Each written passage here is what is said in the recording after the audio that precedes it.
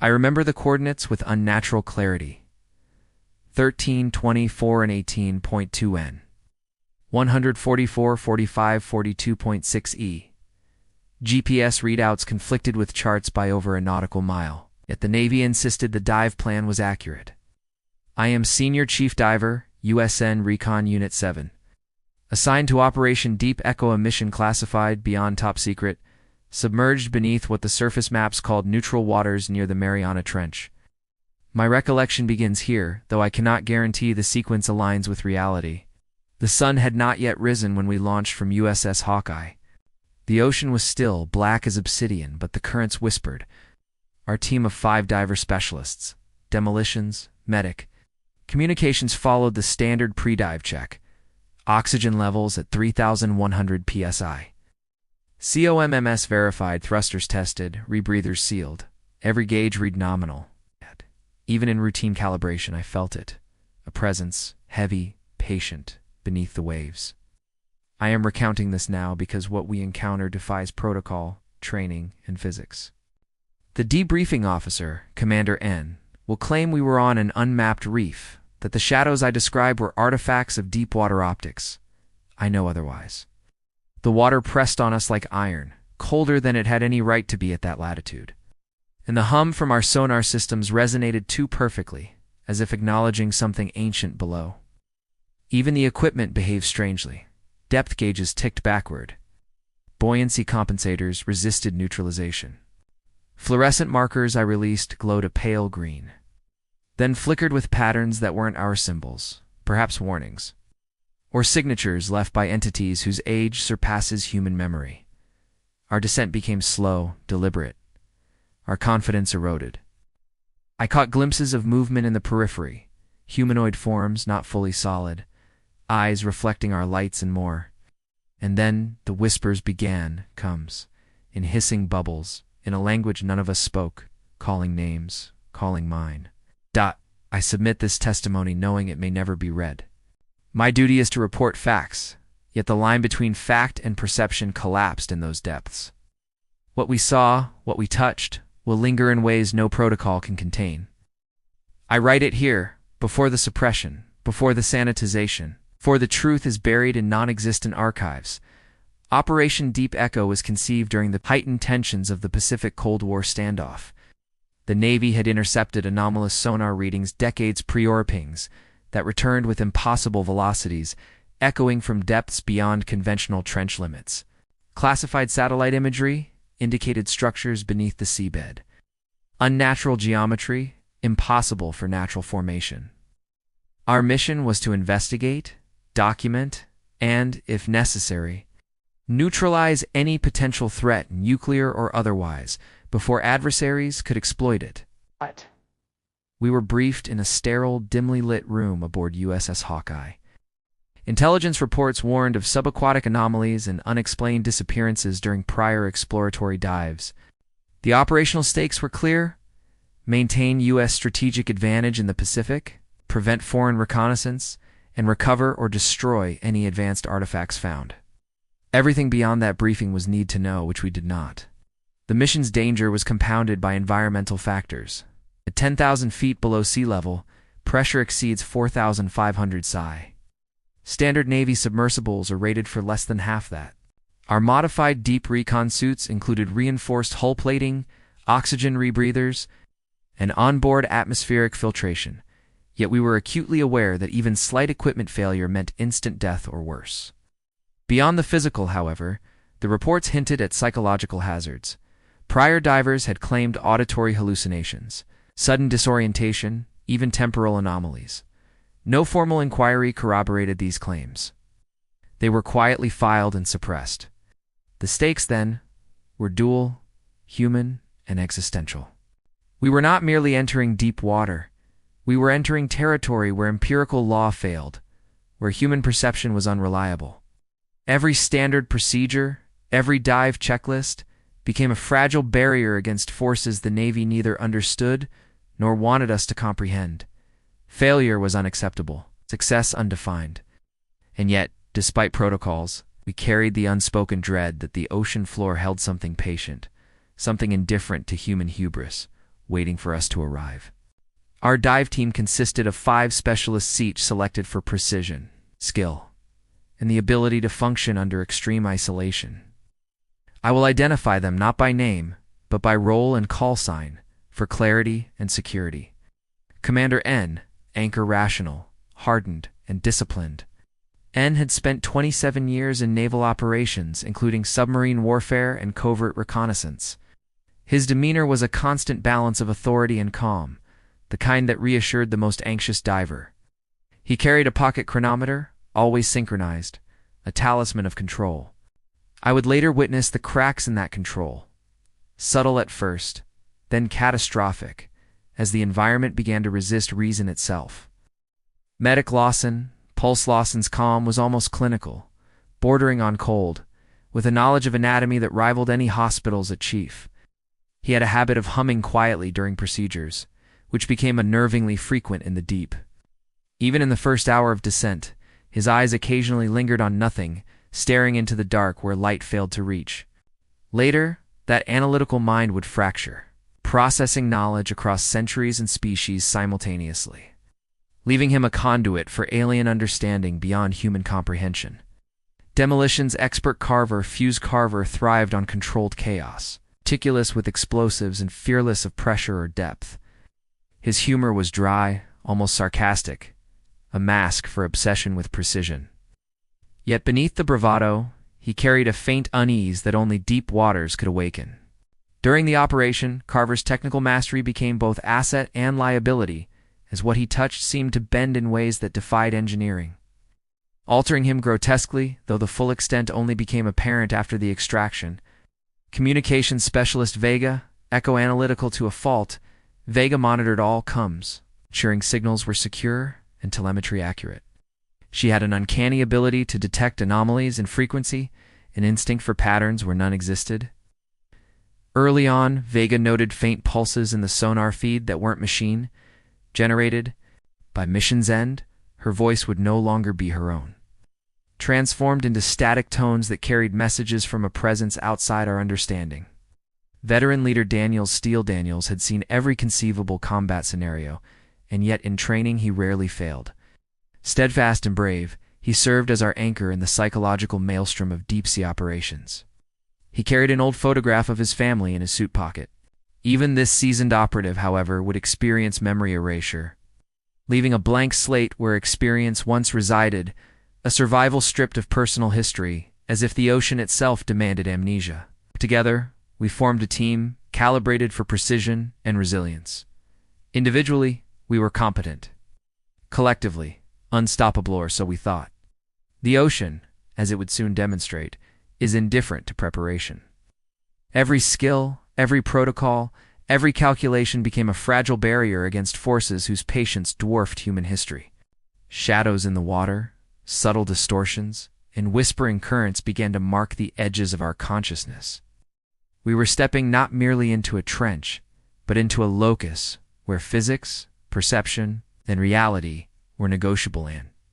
The first anomalies were already waiting. We assembled in the forward operations bay of USS Hawkeye, the hum of engines resonating through steel decks. The briefing officer, face obscured in shadow, presented a sealed dossier. Operation Deep Echo was classified beyond top secret. No photographs, no sketches, only coordinates and cryptic operational objectives. Primary objective, the officer intoned, is reconnaissance and recovery. Secondary, neutralization of any unknown technological artifacts. Maintain operational security at all times. Deviations will be reported directly to command. Every word was measured, rehearsed. The room smelled faintly of ozone and hydraulic fluid, the air thick as we digested the gravity. Each of us ran equipment checks under strict supervision. Dive suits were inspected thrice, rebreather output tested, oxygen purity verified, snarcoms and propulsion thrusters all calibrated. Even with redundancy built in, an unease settled over us, the sort you cannot log in a checklist. N noticed my hesitation and offered a terse nod, acknowledgement of the unspoken. We deployed via a custom submersible, Neary 7, designed for ultra-deep insertion beyond conventional limits. The launch sequence was methodical. Ballast tanks flooded, thrusters engaged, the hatch sealed. As the vessel tilted into the water, the sun crested the horizon, casting fractured gold across obsidian waves. The ocean swallowed us instantly. Our descent began silently. Pressure readings escalated faster than expected, a subtle discrepancy no one addressed aloud, and remained composed, yet I could see his jaw tightening. Vega monitored comm channels. Pulse ran vitals on every team member. Carver fidgeted with explosive kits, clicking switches in rhythm with the hum of Nereus 7. Daniels checked structural integrity repeatedly, hands lingering on steel beams as though seeking reassurance from the vessel itself. The deeper we descended, the darker the water became, until light from above was memory, not illumination. The sonar feed flickered intermittently pings, returning with anomalies, echoes of shapes not in our formation, moving against current, against expectation. I noted it in my log, but formal reporting required confirmation, which was impossible in that moment. And then, almost imperceptibly, a vibration ran through the hull, not from engines, not from pressure, something else entirely. A low-frequency resonance, like a heartbeat synchronized to the vessel's metal, yet older, patient, omnipresent. It was then that the first whispers of doubt began, subtle, insidious. What if these waters did not adhere to human law? What if the ocean itself was aware? By the time we reached operational depth, 10,250 feet, the mission parameters were no longer merely tactical. Every check, every procedure was shadowed by uncertainty. The ocean, cold and indifferent, had begun its silent interrogation, and we were listening. The descent into the trench felt different than any prior operation. Nereus 7's thrusters hummed steadily, but the water around us seemed to resist motion, almost viscous, dragging against the vessel, as if the ocean itself were conscious. Our lights barely penetrated the abyssal darkness, where the beams fractured against particulate matter, revealing fleeting glimpses of shapes that were never fully solid. I made detailed notes in my log, though I suspected the words themselves might be inadequate. Carver monitored propulsion output while adjusting ballast. He joked about ocean ghosts, but his eyes betrayed unease, reflecting the dim green glow of our instruments. Vega ran a continuous loop of sonar sweeps. At first, anomalies were subtle, pings returning microseconds before emission, traces of objects that didn't exist on charts. Then, patterns emerged, linear, geometric, almost architectural. There was nothing natural about the formations we passed. Pulse kept checking our vitals. Oxygen levels, heart rates, internal temperature, suit pressure. Every reading was nominal, yet his calm demeanor wavered slightly as he noted erratic spikes in our electromagnetic sensors. "Something's interfering," he muttered quietly, more to himself than the team. The trench walls began to close in. It's not physically, at least not in a conventional sense, but perceptually. The more we advanced, the narrower the corridor seemed, as if the water around us compressed space, warping distances. And adjusted navigation repeatedly, insisting that instruments were correct, but even the compass felt unreliable. Every turn revealed new fissures in the rock, some glimmering faintly, others inscribed with patterns too precise to be natural. By mid-descent, our lights caught glimpses of figures, pale, humanoid, moving just beyond the edge of vision. Reflexive, they mimicked our motions in uncanny synchrony. We saw them, and then they vanished. Vega documented the events meticulously, but we all felt a chill that instruments could not measure. Something was observing us, patient and indifferent, beyond calculation. Then came the first auditory anomaly. Low frequency, vibrations, almost imperceptible, emanated from the depths. At first, we mistook it for thruster resonance, but it grew structured tones, almost a chant, rhythmic, repeating names none of us recognized. It seeped into the hull, into our bones, felt in the chest as a pressure beyond physical depth. Daniel's hand trembled briefly on the control console. Ine didn't speak. He merely nodded, signaling acknowledgement of a threat that was neither enemy nor natural hazard. Currents shifted unnaturally, forcing Nereus 7 off its intended path. Viega's instruments struggled to correct. Sonar feed occasionally displayed voids, areas where echoes returned in loops, time seemingly folding in on itself. I noted timestamps, but later logs would contradict them. Minutes stretched into hours without explanation. The deeper we went, the more conventional physics failed. At one point, we crossed an underwater ridge. A faint glow emanated from fissures along the rock, a pulsating geometric luminescence. Carver reached for his recording device. Light responded, intensifying, almost aware. For a fleeting instant, I thought I saw shapes moving inside the glow figures, kneeling, reaching, waiting. Then it receded, leaving only darkness and the humming of the abyss. By the time we approached the trench's floor, each of us felt it, an oppressive weight not accounted for in gauges or calculations. It was anticipation, dread, a sensation of being watched by something patient, ancient, and unbound by human laws. Every instinct screamed to retreat, yet in maintained course, we had crossed the threshold. It's the ocean's bottom. The locus of anomalies was just ahead. And in that silence, the abyss waited. We reached the trench floor just past 10,300 feet. The ocean opened into a cavernous expanse, larger than any natural formation recorded. Instruments failed to measure boundaries accurately. Near 7's sonar returned echoes in recursive loops, creating the impression of infinite corridors stretching in all directions. In order to stationary hover while we assessed entry points, a structure emerged from the darkness, angular, metallic yet encrusted with mineral growths indistinguishable from the surrounding seabed. Its surfaces reflected our light strangely. Some angles seemed to absorb illumination, while others bent it into impossible patterns. Carver ran preliminary scans, detecting high concentrations of unknown alloys and isotopes, not human-made. At least, not recently, he muttered, voice tight. The entry hatcher aperture was narrow, rimmed with glyph-like etchings glowing faintly in greenish luminescence.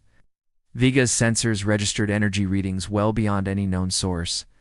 The shapes shifted subtly, patterns morphing when unobserved, like liquid architecture.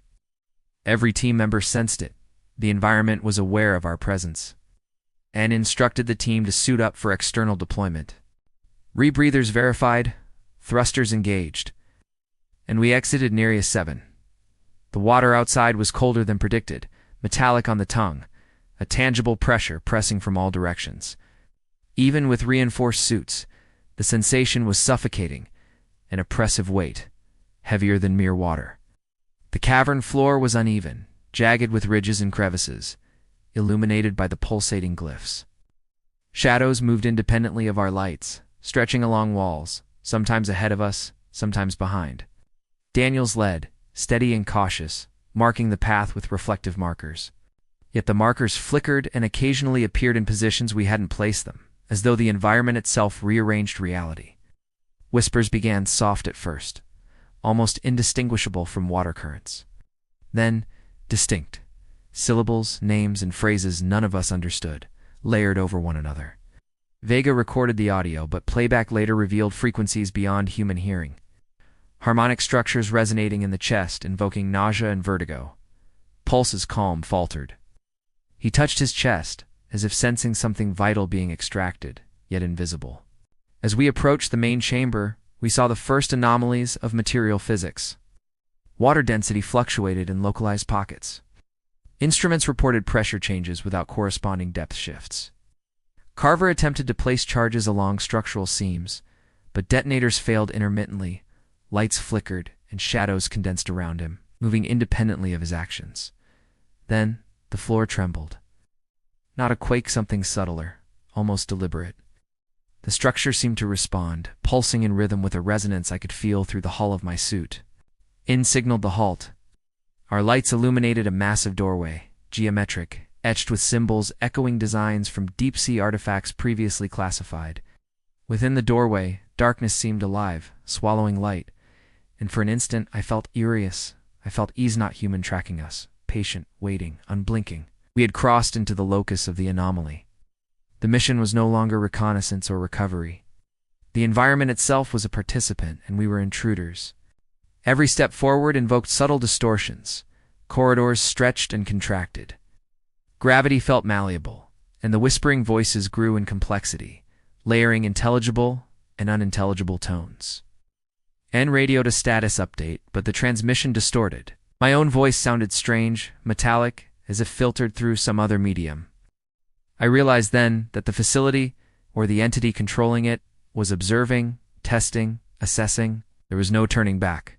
The ocean had opened not merely a path, but a threshold into something that had endured far longer than humanity, patient, indifferent, and infinitely capable of waiting. Once inside the main chamber, in order to systematic sweep. Our mission protocols dictated mapping, sample collection, and structural assessment. Near 7 was tethered outside. Comms remained functional, though faint distortions occasionally interfered. For the first 15 minutes, the operation appeared normal, almost reassuring, but that calm was deceptive, thin veneer over an abyssal tension. We moved in formation. Daniels led, scanning for hazards. Carver carried equipment for structural sampling, Pulse monitored our vitals, and Vega maintained comms and environmental readings. Every movement triggered the facility's subtle responses. Water flow reversed briefly, shadows shifted against logical light sources, and the walls seemed to breathe, contracting imperceptibly. Mapping was complicated. Instruments recorded corridors and chambers, yet visual confirmation occasionally contradicted sensor data. A hallway measured 20 meters on sonar but appeared over 50 meters in length when approached. I noted discrepancies in the log but insisted on protocol adherence. Data first. Observation second, he said, though I could see the unease in his eyes. Pulse collected mineral samples, noting isotopic anomalies, some resembling terrestrial elements, others not catalogued in Navy records. Carver attempted to stabilize a fissure for closer inspection. The rock shifted subtly beneath his hands, almost pliable, responding to touch. Vega's comms picked up interference, low-frequency hums overlaying her transmissions, yet the content was structured, patterned, almost like speech.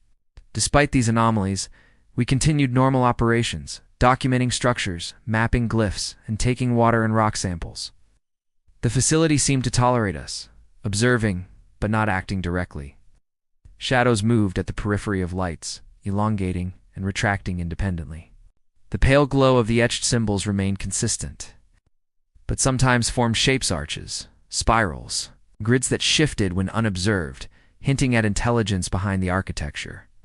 For a fleeting moment, the environment felt like a laboratory. We were specimens, and the oceanic structure, the observer, caught Vegas staring at her instruments, whispering sequences of numbers I did not understand. Carver muttered that the walls were watching through us. Daniels placed his hand on the wall, feeling vibrations imperceptible to instruments.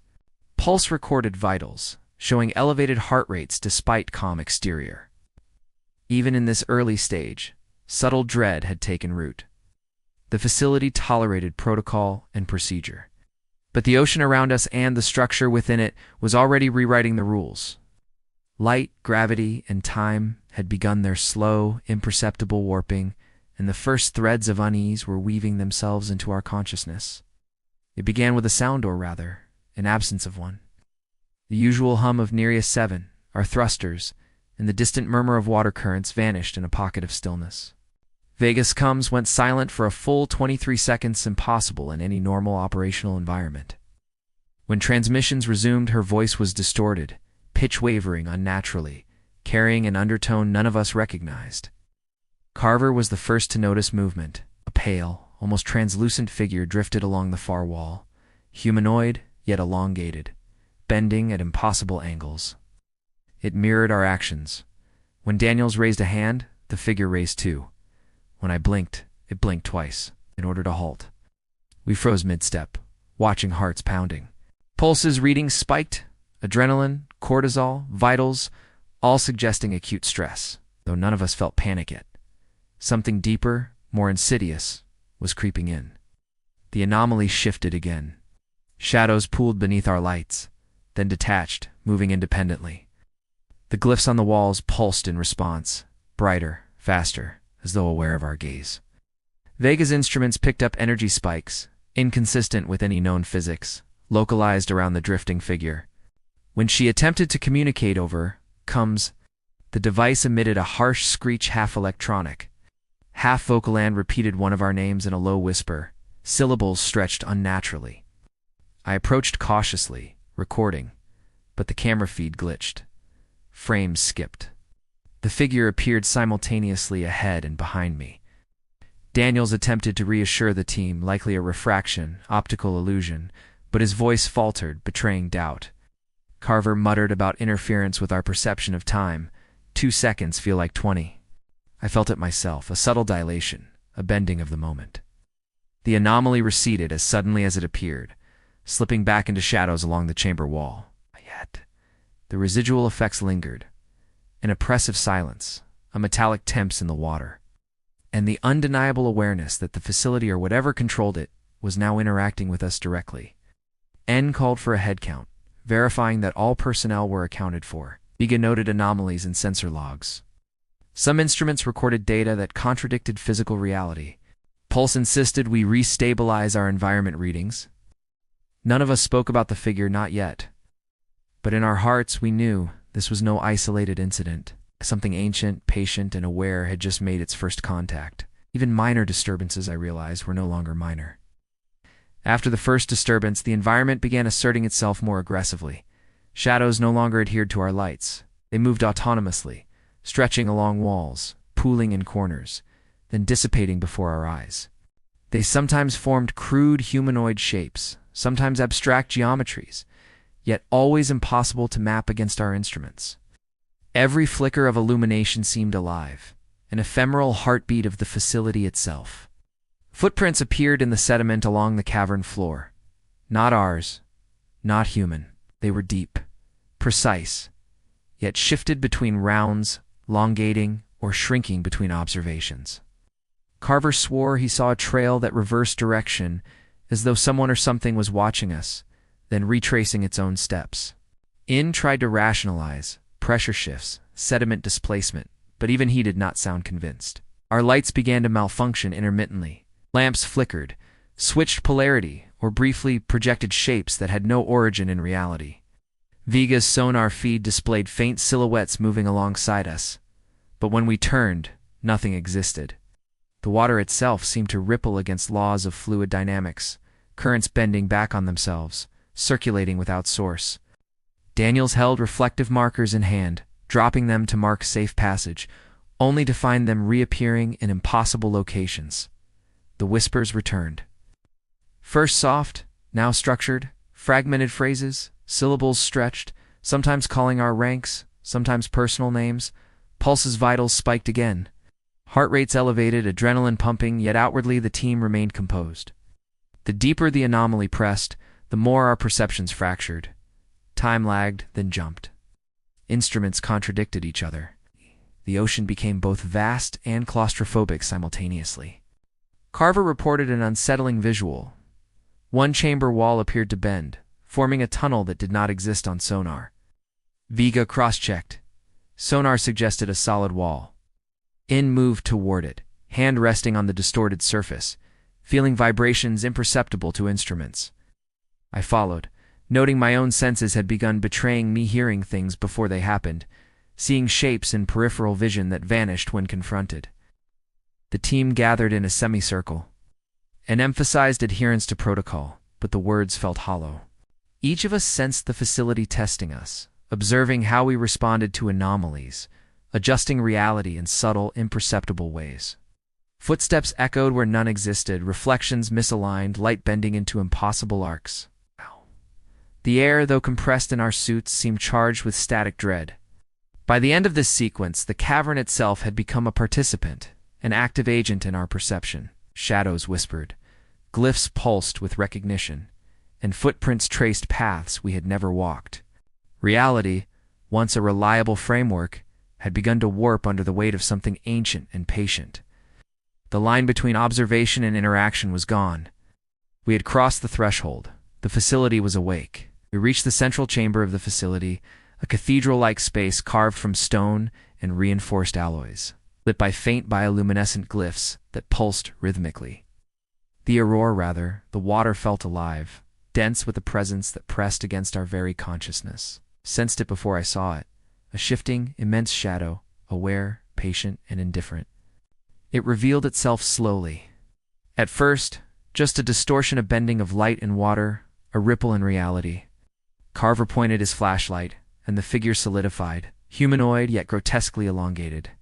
Translucent in parts, with limbs bending in impossible angles. Its head tilted unnaturally, rotating almost 180 degrees, observing us with no discernible eyes, yet aware of every motion. Pulse stepped back instinctively, though outwardly he remained composed, fingers gripping his scanning device. The entity moved in silence. There was no sound. The hissing of our rebreathers and the hum of Nereus 7 seemed amplified, resonating through the chamber in rhythm with the being. Viega's instruments went haywire, energy readings spiking beyond known thresholds.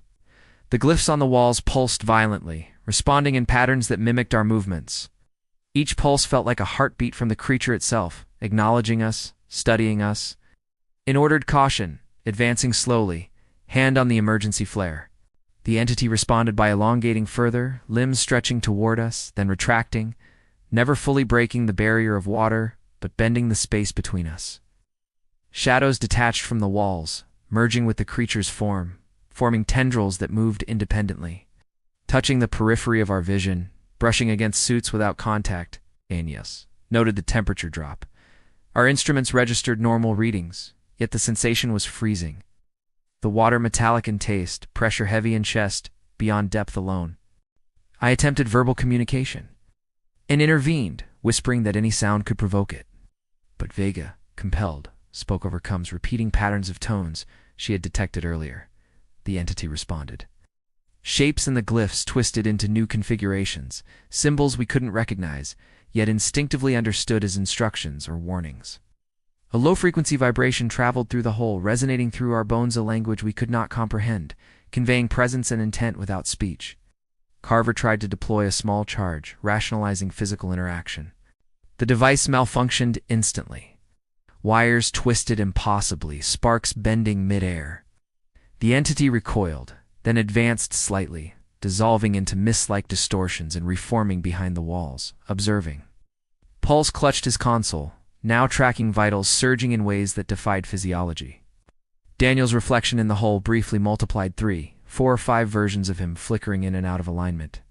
Time itself fractured. Vega's logs recorded sequences that began before we initiated them. Frames repeated, then skipped. The entity moved, or perhaps we did. The distinction no longer mattered. I realized we were inside a conscious environment, interacting with an intelligence that transcended our dimension, indifferent to our existence, patient in its scrutiny. And finally ordered withdrawal, but the entity did not pursue. Instead, it watched every pulse of glyphs and shadow a reminder. We were intruders in a domain that measured existence differently. Our first encounter concluded not with violence, but with awareness, the first step in a sequence of encounters that would unmake perception itself. After the first direct encounter, the facility's influence intensified, subtle at first, then undeniable. The shadows no longer remained at the edges of perception, they invaded it. Walls twisted while we walked, corridors appeared where none existed, cliffs pulsed in response to our thoughts rather than actions. Reality itself became negotiable, and the ocean around the structure seemed to feed on our presence. Carver was the first to display physical alteration. Initially it was minor. His reflection in the instruments lagged fractionally behind his movements. Then his limbs subtly elongated when viewed peripherally, fingers bending at unnatural angles.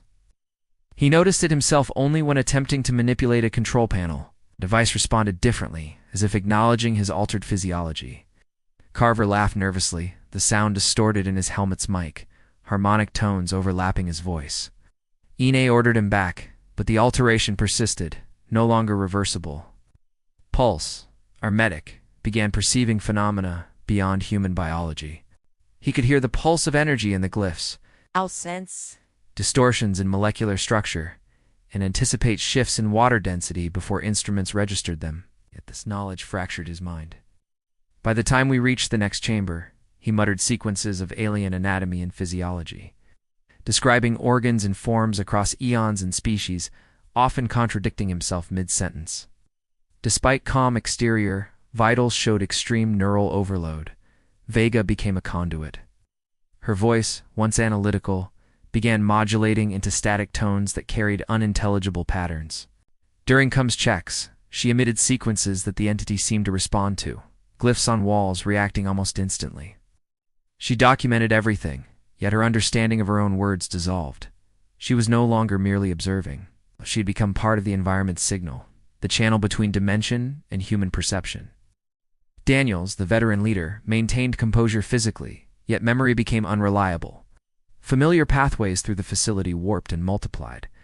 He attempted to navigate using prior knowledge, but corridors rearranged themselves, time skipped, or doubled in fragments. By mid-sequence, he could no longer recall personal history with certainty's photograph. His family, even his role in the mission, felt distant, unreal. When queried, he insisted the environment was empty, sterile, though we all knew otherwise. I, as a narrator, began noticing distortions in my own documentation. Time code skipped, sentences altered mid-log, words transforming into symbols on the page. In remained rational, yet I observed subtle tremors in his decision-making, delayed responses that suggested cognitive stress. The ocean, the facility, and the entity acted as one, calibrating us, reshaping perception to align with its patient indifference. Even environmental readings became unreliable. Water density fluctuated in localized zones. Instruments reported depth changes without movement. Gravity shifted imperceptibly, forcing adjustments to thruster calibration. Shadows coalesced into forms behind walls, in ceiling angles, and underfloor fissures. Occasionally, I glimpsed figures kneeling, watching, reaching, never approaching directly, but always observing. Communication became layered and distorted. Vega's voice, Carver's laughter, and Pulse's muttering overlapped in frequencies outside comprehension. Instruments recorded sequences that began before input, sonar pings echoing backward. N attempted to maintain command. His voice remained firm, but his eyes betrayed recognition that the mission and we were no longer under human control. By the time we reached the next operational objective, every team member had experienced transformation, physical, cognitive, or perceptual. The entity did not assault us directly. It simply observed, reshaping, testing, asserting dominance through reality itself. We were no longer merely divers in a trench. We were subjects in a living experiment. Unbound by laws we understood, altered in ways irreversible and ineffable. The central chamber unfolded before us like a cathedral of impossible geometry, walls bending, ceilings stretching into darkness, glyphs pulsing in rhythm with the entity's awareness. Time itself fractured seconds, stretched into minutes, then folded upon themselves. In order to halt, but even his voice felt muted, distorted, absorbed into the oppressive water around us. It was then that the breach occurred. A section of the chamber wall shifted abruptly, folding inward with a metallic groan that defied engineering. Light bent strangely around the aperture, revealing a cavity filled with fluid darker than surrounding water. From within, tendrils of shadow emerged, coiling like serpents, moving with purpose and intent. They did not swim, they extended, stretching the very fabric of the environment, probing, measuring, aware. Vega's comes flared. Her voice merged with static tones, carrying sequences none of us could comprehend. The entity responded. Glyphs along the walls intensified, pulsing violently, creating spatial disorientation. Our instruments conflicted, depth readings contradicted sonar mapping. Thruster output failed intermittently, and shadows multiplied exponentially. Carver attempted to stabilize the breach with explosives, but the charges bent mid-air, igniting in irregular patterns that seemed choreographed, almost ritualistic. Tendrils reached toward us.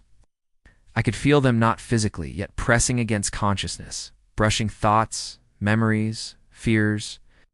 Pulse staggered, clutching his head as sequences of alien biology and anatomy flooded his mind, sensory overload threatening to incapacitate him. Daniel's memory faltered. He swore the corridor we entered moments ago never existed. Vega became fully a conduit, her voice a distorted instrument, communicating with the entity in tones beyond human comprehension. Carver's hands twisted unnaturally as he tried to retreat, reflecting the changes inflicted by prolonged exposure. Shadows detached from the walls, forming humanoid silhouettes that mirrored us, then multiplied, encircling the team. In attempted command. His orders were drowned in the overwhelming resonance of the entity's presence.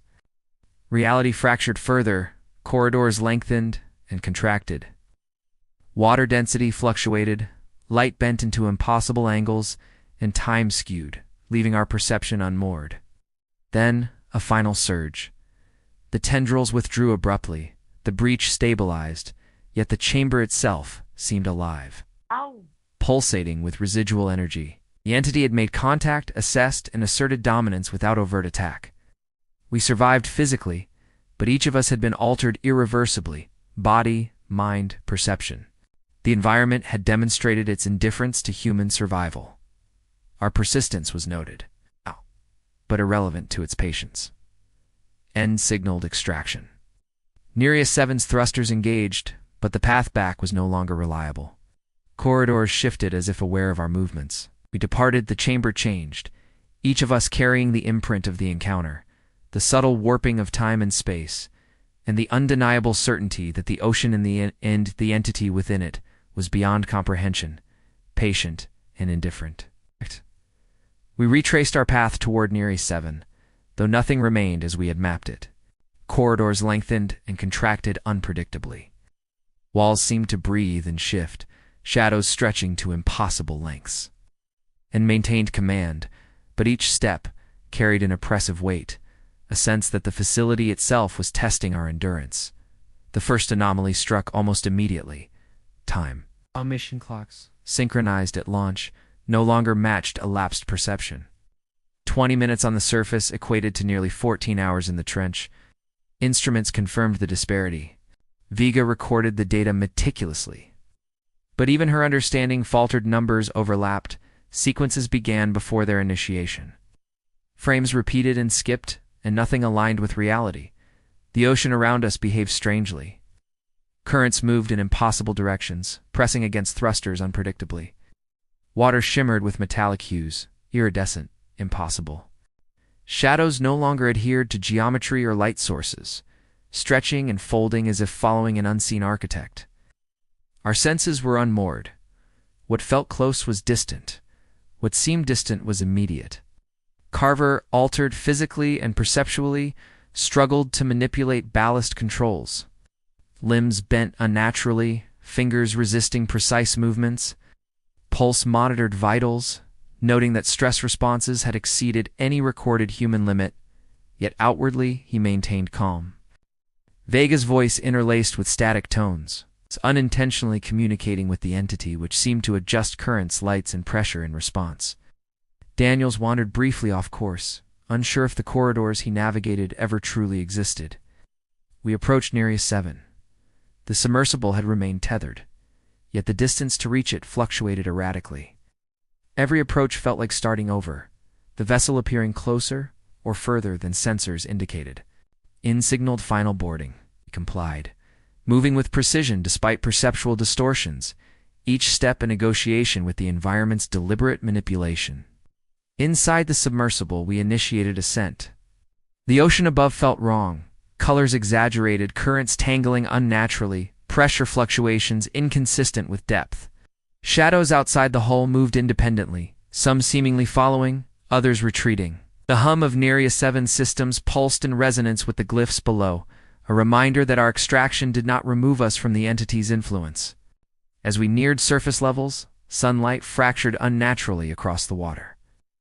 N confirmed ascent protocols, but every reading remained inconsistent. Time, space, and perception had warped irreversibly.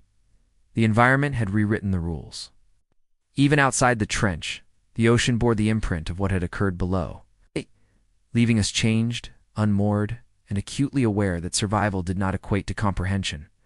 We reached the surface, physically intact, yet irrevocably altered.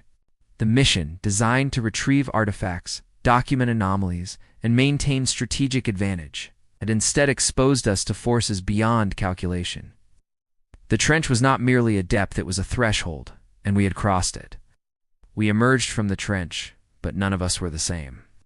The ocean had rewritten us in subtle, indelible ways, each alteration tailored to individual physiology and perception. Carver had lost a lemur at least. It no longer existed in this reality, clean cut off, as if it had never belonged to him. No pain, no blood, only absence. The appendage's disappearance left him awkward, his movements recalibrated to a new, unnatural center of balance. He stared at it often, as if waiting for the missing part to reappear, though logic suggested otherwise. Pulse, once the steady medic, now processed knowledge beyond human comprehension. He described alien anatomies, physiological processes across centuries and species, yet could not perform simple medical procedures without error. His voice, calm yet fragmented, sometimes emitted low tones that resonated like unrecognized frequencies. Memory and skill became fluid, unreliable, scrambled across dimensions and time. Vega's voice transformed fully. Communications no longer emitted human tones. Static, patterns, harmonic distortions, and sequences repeated that carried messages to unknown entities. We could understand meaning only partially. She was simultaneously herself and conduit, observer and observed, her identity layered over another plane of existence. Daniel's memory had been rewritten.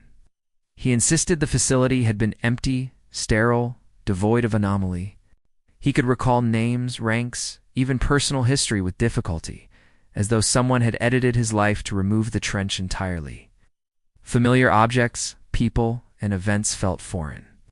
He moved among us like a man half-formed, reliant on instructions, incapable of trusting his perception. In remained rational outwardly, yet subtle tremors in judgment betrayed the exposure. His chronometer, once precise, now drifted, reflecting not time but subjective perception of the ocean's influence. He maintained command, but each decision carried the invisible weight of reality's malleability pressing against him. Even I, documenting these events, sensed distortions in my own consciousness. Timecodes shifted. Words in my logs altered spontaneously. Perception of the environment subtly warped. Every team member had become a living testament to the ocean's indifference, altered irreversibly, yet physically intact. We had survived the trench, but at the cost of humanity as we understood it. Body, mind, and memory were compromised in unique, unfixable ways. The missionless extraction did not heal us, it merely returned us to a world no longer compatible with what we had experienced. We were extracted without incident, or at least, superficially. Officers at the forward base greeted us with an unsettling calm. Nothing in their demeanor suggested urgency or concern. They were efficient, clinical, unnervingly composed. The contrast to what we had endured beneath the trench was jarring, almost unreal. In led the initial debrief. We were instructed to provide accounts of equipment function, environmental conditions, and any operational irregularities. Every description of shadows, distortions, or the entity was met with polite nods, requests for clarification, and immediate transcription into reports that sanitized our testimony. When I mentioned temporal anomalies, whispers, and perceptual distortions, words twisted on the page, and my logs reflected procedural language, instruments, and water pressure but omitted the most critical, horrifying truths. Vega attempted to explain the patterns she had detected, the communication sequences with the entity, and the distortion of sonar and instruments. Her testimony was immediately reformatted, her words reshaped into technical jargon, stripped of nuance. Carver's accounts of physical alteration, the missing limb, impossible reactions of explosives, environmental interference were reframed as equipment malfunction or human error. Pulse's expanded knowledge and fragmented memories were disregarded entirely. It's noted only as psychological stress observed. Daniel's insistence on anomaly presence was recorded as confusion or disorientation due to operational stress. All files, recordings, and logs were sealed. We were told they had been stored in non-existent archives, cataloged under falsified mission codes. Attempts to retrieve independent copies were denied. N reviewed the redactions silently. His authoritative presence remained intact, yet his eyes reflected the same dread and uncertainty that had plagued us during descent. Assignments shifted subtly afterward. Carver was reassigned to ordnance evaluation at a remote base, ostensibly unrelated to trench operations. Pulse and Vega were sent to research divisions focusing on temporal physics and deep-sea anomalies, though their work remained classified, unpublished, and unacknowledged. Daniels assumed training duties for new recruits, his memories of the mission inaccessible even to himself. In remained on active duty, tasked with high-level reconnaissance planning. It never again mentioned deep echo in operational reports. I attempted to document the truth in personal notes. My logs transformed spontaneously, paragraphs rewriting themselves into procedural reports, anomalies disappearing from text, replaced by sterile descriptions. The environment outside the trench was normally yet subtly wrong. Every reflection, every shadow, every minor distortion reminded me that what we had witnessed persisted. patient and indifferent, and that the official narrative would never reflect reality. We survived, but the mission's suppression had begun. Truth, perception, and memory were rewritten to fit a narrative that served neither our understanding nor the public record. The entity below remained untouched, unbothered, patient, while we returned to a sanitized world that would never know what lurked beneath the ocean's depths. I sit in my quarters, logs open, attempting one last record of what we experienced. The room is quiet, yet the quiet is a lie. Shadows stretch unnaturally along walls, sometimes bearing extra limbs that twist independently of any light source. I catch glimpses and reflective surfaces, fleeting shapes that vanish when confronted, their presence more felt than seen. Electronics flicker in subtle patterns, displaying containment logs and countdowns that make no sense. Screens pulse with glyphs from the trench, briefly intelligible, then replaced by static. My watch shows impossible time. Hours jump forward, then rewind. Shadows cast by the hands of the clock, suggesting another hand moving in opposition, a presence beside me. Footsteps echo in the hallway, heavy, deliberate. Too heavy for human gait, yet nothing is visible when I investigate. Doors remain closed, walls are unbroken, yet I feel the press of something immense, patient, unhurried, waiting beyond perception, just outside reality's fragile limits. I hear whispers carried by my own voice, names and sequences repeated back in distorted tones. My pens scribble on their own accord, reproducing diagrams of glyphs I cannot consciously recall drawing. The room my safe quarters feels like the trench. Every surface imbued with the same deliberate intelligence that had manipulated our reality beneath the ocean. I hear whispers, carried by my own voice, names and sequences repeated back in distorted tones. My pens scribble on their own accord, reproducing diagrams of glyphs I cannot consciously recall drawing. The room my safe quarters feels like the trench. Every surface imbued with the same deliberate intelligence that had manipulated our reality beneath the ocean. Even as I attempt rational thought, anomalies intrude, reflections contradict movements. A light bends impossibly, electronics encode messages I cannot decipher, shadows ripple against laws of physics. My logs, my voice, my memory all filtered through layers I cannot pierce. And yet, I write. One final attempt to assert human comprehension, to capture what occurred. The entity is patient. It does not need to destroy us, does not strike or intervene directly. It can wait. It observes as we live, as we alter ourselves, as we chase knowledge we are incapable of containing. It is indifferent, eternal, and unbound by our perception of time, space, and consequence. I pause, hearing the subtle pulse of the room, the shadows adjusting as if reading my thoughts. My pen hovers over the paper. One last line. The entity is patient. It doesn't need to destroy us. It can wait for us to finish destroying ourselves. Outside, the city hums normally, indifferent, yet I know the truth. Patience, indifference, and inevitability are absolute. The abyss beneath the waves is waiting, and so is it.